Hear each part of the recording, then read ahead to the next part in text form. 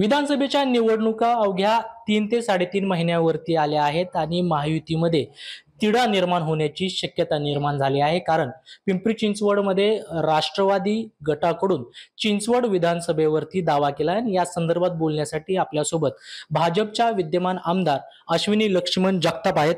तरी खरं तर काय सांगाल, कारण राष्ट्रवादीनं आता थेट दावा केलाय चिंचवडच्या विधानसभेवरती. खरं तर हे महायुतीचं सरकार आहे आणि महायुतीच्या धर्माप्रमाणे गेल्या वेळेला आता निवडणूक झाली तेव्हा तुम्ही पाहिलं असेल की मावळ हा मतदारसंघ शिंदे गटाच्या शिवसेनेला सुटलेला होता.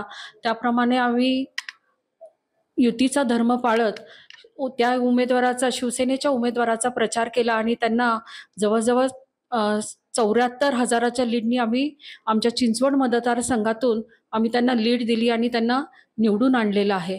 त्याचप्रमाणे हा चिंचवड मतदारसंघ हा भाजपसाठी सुटलेला आहे आणि तसेच भोसरी मतदारसंघही भाजपसाठी सुटलेला आहे. तसेच जो राष्ट्रवादीचा मतदारसंघ आहे तो पिंपरीसाठी सुटलेला आहे. तेव्हा हे असे महायुतीचा जो धर्म आहे तो सगळ्यांनीच पाळला पाहिजे असं माझं मत आहे. परंतु आता ते थेट राष्ट्रवादीचे जे शहराध्यक्ष आहेत त्यांनी दावा केलाय की चिंचवड विधानसभेवरती आमची ताकद आहे आणि आम्ही आमचा त्या ठिकाणी उमेदवार देणार आहोत. प्रत्येकाची विचार करण्याची विचारसरणी ही जी आहे ते प्रत्येक जण विचार करायला आपण त्यांना बांधील नसतो. त्यामुळे जे पक्ष श्रेष्ठी देतील, पक्ष जे नेते देतील त्याच्यावरती सगळं अवलंबून आहे. पण जी मोठी युती जी काय आहे ती युती तर अबाधित आहे आणि युती ही तुटणारी नाही आहे. त्यामुळं मला नाही वाटत की भाजपचंच चिंचवडमध्ये आणि भोसरीमध्ये तर हे दोन्ही मतदारसंघ हे भाजपलाच राहणार आहे. तर भाजपचे जे शहराध्यक्ष आहेत तुमचे धीर शंकर जगताप यांनी थेट इच्छा व्यक्त केलेली आहे की चिंचवड विधानसभा मी लढणार आहे आणि मी इच्छुक आहे. प्रत्येकाला व्यक्ती स्वातंत्र्य हे असतं. प्रत्येकाने काय इच्छा व्यक्त करावी ही प्रत्येकाला, ही लोकशाही आहे. त्यामुळं कुणी काय वक्तव्य करा हा त्याचा प्रश्न आहे. त्यामुळं मी आत्ता इथली आमदार आहे. भाऊंचा मला आशीर्वाद आहे. महिलांचं खूप मोठं जाळं आणि महिलांचा खूप मोठा माझ्या पाठीमागं पाठिंबा हा आहे.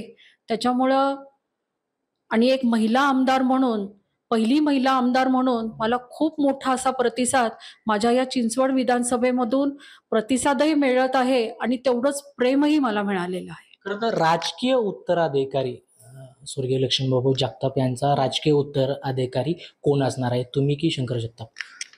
राजकीय उत्तराधिकारी म्हटलं तर मीच असणार आहे. कारण गेली 35 वर्ष झाली मी भाऊंच्या अगदी पाठीशी उभी आहे. कारण प्रत्येक त्यांच्या घडामोडीला, प्रत्येक क्षणाक्षणाला मी त्यांच्या साक्षीदार आहे की प्रत्येक राजकारणाच्या प्रत्येक घडामोडीला सकाळी 24 तास मी त्यांच्याबरोबर होते. त्यामुळं प्रत्येक ह्याची मी साक्षीदार असल्यामुळं मला असं वाटतं की त्यांची उत्तराधिकारी मीच आहे. शंकर जगताप हे निवडणूक लढण्यावरती ठाम आहेत. त्यांनी तयारी सुरू केलेली आहे. तुम्ही निवडणूक लढवण्यावरती ठाम आहात का?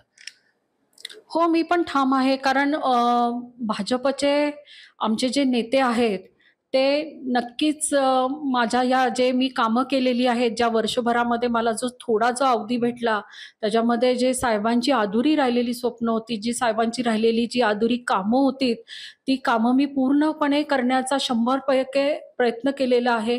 पुन्हाळा कचरा डेपोचं जे अर्धवट राहिलेलं जे काम होतं, जो प्रश्न राहिलेला होता, 1,00,000 लोकं बाधित होणार होती, तो पूर्णपणे प्रश्न मी सोडवलेला आहे. त्याच्यानंतर 12.5%चा जो साहेबांनी त्याच्यासाठी राजीनामा दिला, तो प्रश्न होता, तो मी पूर्णपणे सोडवलेला आहे.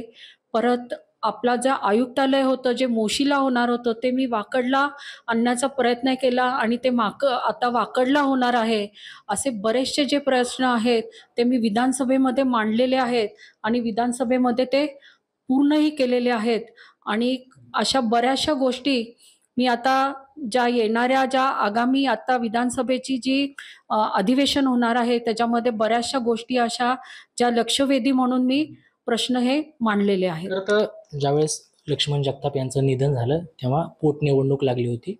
अनेक चर्चा रंगल्या होत्या की कोण निवडणूक लढणार.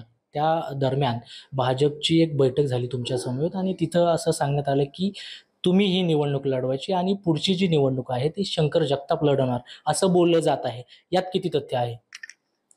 मी तेच सांगतेय की साहेबांचं निधन झालं आणि त्यांचा 13वा झाल्यानंतर लगेचच मला पक्षाचा आदेश आला, की मला पक्षाचा निरोप आला, की तुम्हाला तिकीट देण्यात आलेलं आहे आणि तुम्ही निवडणुकीच्या तयारीला लागा. आणि त्याचप्रमाणे आमचे घरातले सगळे अगदी शंकर शेठसुद्धा माझ्या निवडणुकीच्या तयारीला लागले आणि घरातली सगळीच मंडळी, सगळे कार्यकर्ते, संघाची लोकं वगैरे सगळ्यांनी अगदी झोकून देऊन काम केलं आणि 36,000च्या लीडनी मला चांगल्या ह्यानी अगदी चांगल्या मताधिक्याने निवडून आणलेलं आहे.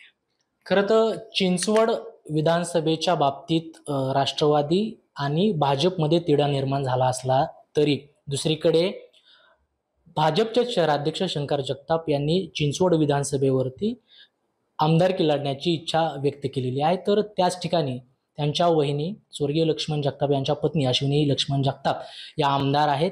त्यामुळं नेमकं भाजप पक्षश्रेष्ठी याकडं कसं बघणार, काय निर्णय घेणार हे देखील पाहणं तितकंच महत्त्वाचं ठरणार आहे.